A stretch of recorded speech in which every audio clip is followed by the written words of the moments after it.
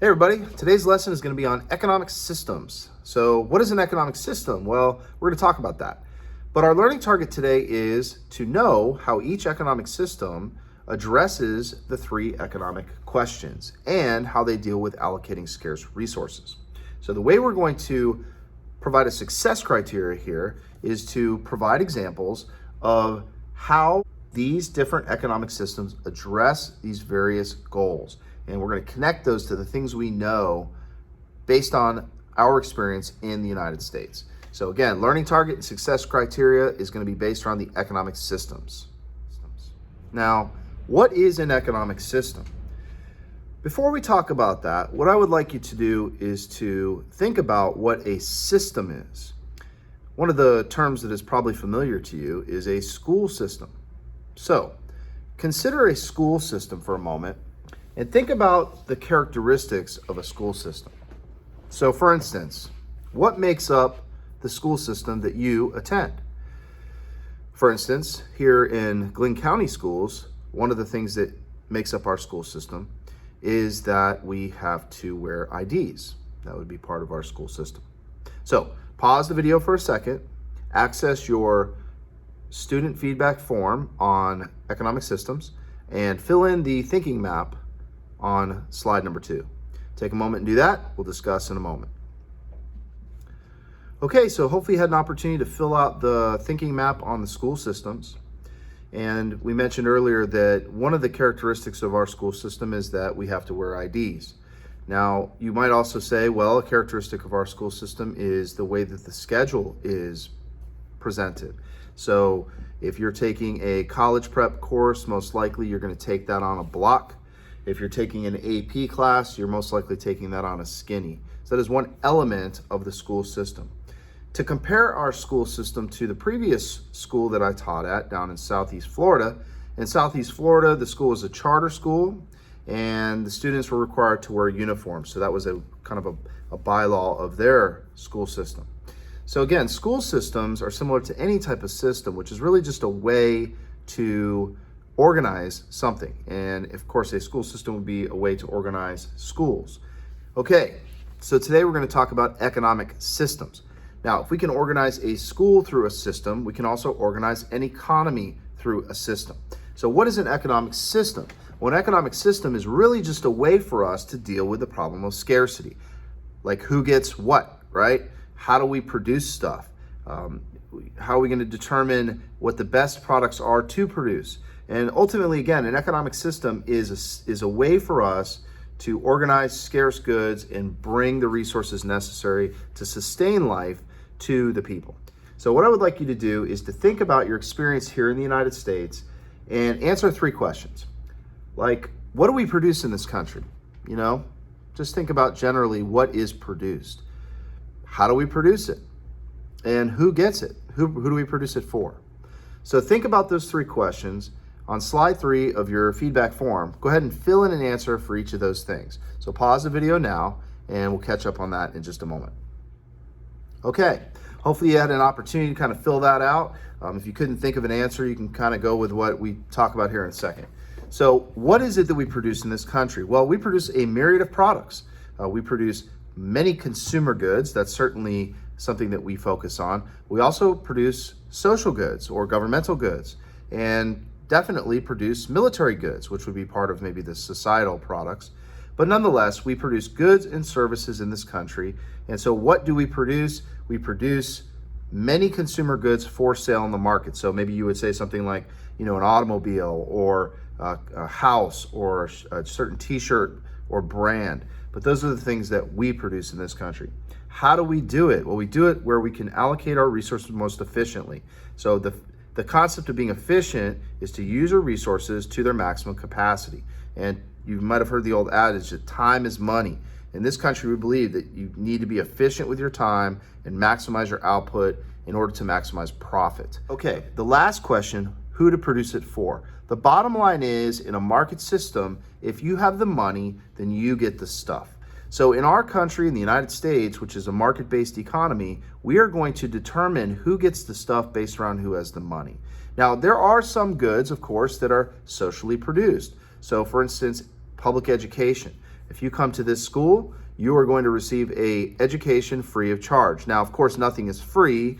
These are paid for through tax dollars. However, the social products, such as like the military, the police department, the fire department, public parks, those are produced for the betterment of all people. And so we are seeing those things produced for the general society, not based upon whether you can pay for them or not. If your house is burning and we need someone to put out that fire, then we're not going to base that around how much money you have. The fire department's going to come and put that fire out regardless of your socioeconomic status. Okay, so let's talk about the 4 economic systems. Now, the first economic system is a traditional economy. A traditional economy, your role in the society is defined upon your customary role. So this could be what your parents did. For instance, if your parents were basket weavers, maybe you're a basket weaver. If your parents were fishermen or fisher people, then you would follow in those footsteps. But a traditional economy, we really don't see those anymore.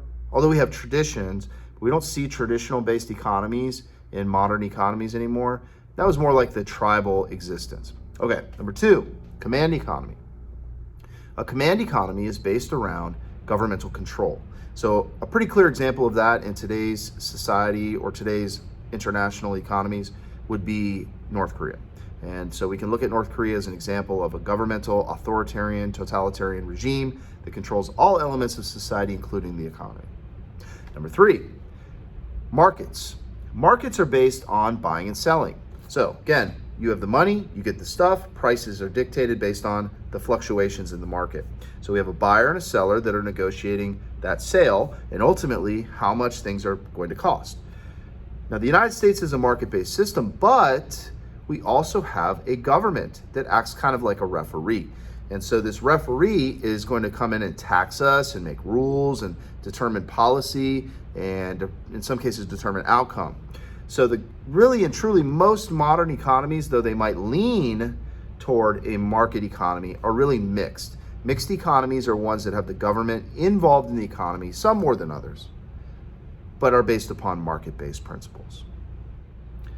Okay, so let's talk about the economic questions. You already sort of answered this in your activator, but we need to look at these questions as ways to help us define and characterize the different economic systems. So what are they? Well, number 1, what goods and services should be produced? Should they be consumer goods? Should they be military goods? Should they be capital goods? Should it be what we need to survive? Should we develop conspicuous consumption products? It just depends on what your society's goals and principles are. Number 2, how to do it. How do we produce? What methods should be used? Is it the most efficient use of our resources? Is it based on customary tradition? How do we produce the products that we are going to enjoy as a society? Number 3, who gets it? Who are we producing it for? Does everybody get it? Is it equal distribution? Is it equality? Or is it equity? Is it based upon people that have money? Is it based upon social goods? These are, again, questions that we have to answer. Okay, now let's talk about the economic goals. Now, I already created a video for this a while back. So what I'm going to do is I'm going to direct you to that video. There's a link in your Google Slides on slide number 4, which is going to direct you to the video on economic goals and economic characteristics. So there are really 9 of these that you need to look at. And as you're watching the video, I would like you also to take an assessment. So this will help you sort of guide you through what is the pertinent elements of this particular part of the class. So open up the YouTube video, open up the assessment, the economic goals and characteristic video assessment, and take that as you watch the video. When you're done with it all, we'll come back, we'll do a quick review, and then we will conclude today's lesson. Okay, everybody, to complete today's lesson, what I'd like you to do is complete the economic goals review sheet. Now, you'll find this in your feedback form, but what you're gonna do is you're basically gonna read the statement, and once you've read the statement, you're gonna plug in the appropriate goal. For instance, the first one says, last week I willingly enrolled in college courses at Coastal.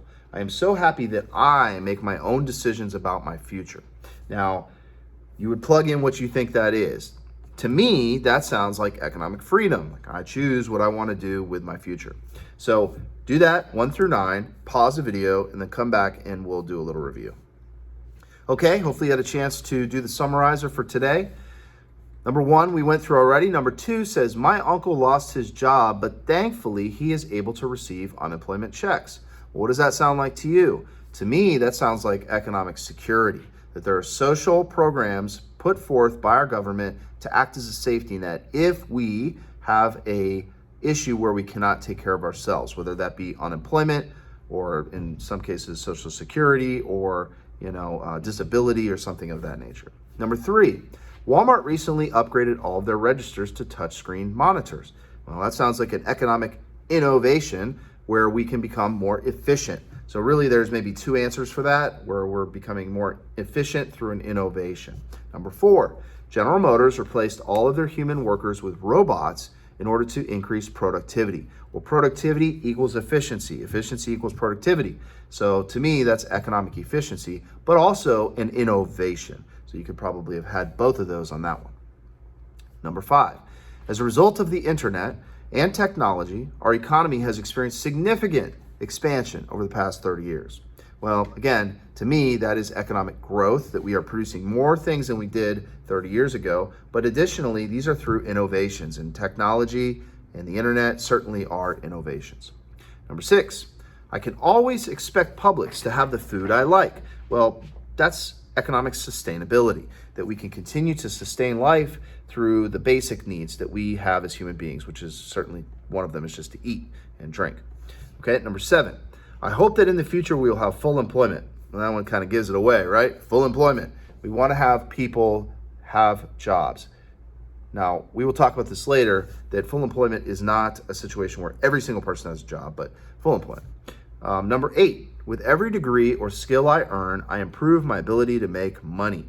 Well, that is economic equity. Equity is being paid fairly for the work you do, the skills you have. Number 9, the average price of a car last year was $25,000, and this year it is $25,500.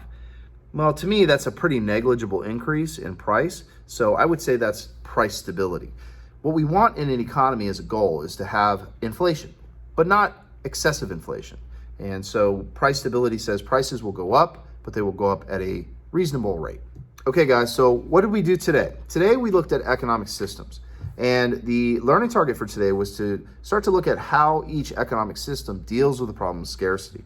So how does a traditional economy look at it? How does a command economy look at it? How does a market? And mixed. And in order to provide this knowledge, we were to provide examples and connect those examples to how each of the economic systems addresses the various economic goals. Now, how did we do that? Well, we did that through our thinking map, the economic systems thinking map. We did that through answering the 3 questions that we have in any economy and how we related that to and connected that to the United States. And we also compared what we learned in the economic goals to the review guide on our Google Slides form. So we completed today the lesson on economic systems, and we will continue that lesson or continue it in our next video. So hopefully you guys had a good day today learning a little bit about economic systems, and we'll continue that discussion in our next video. Thank you very much. See you soon.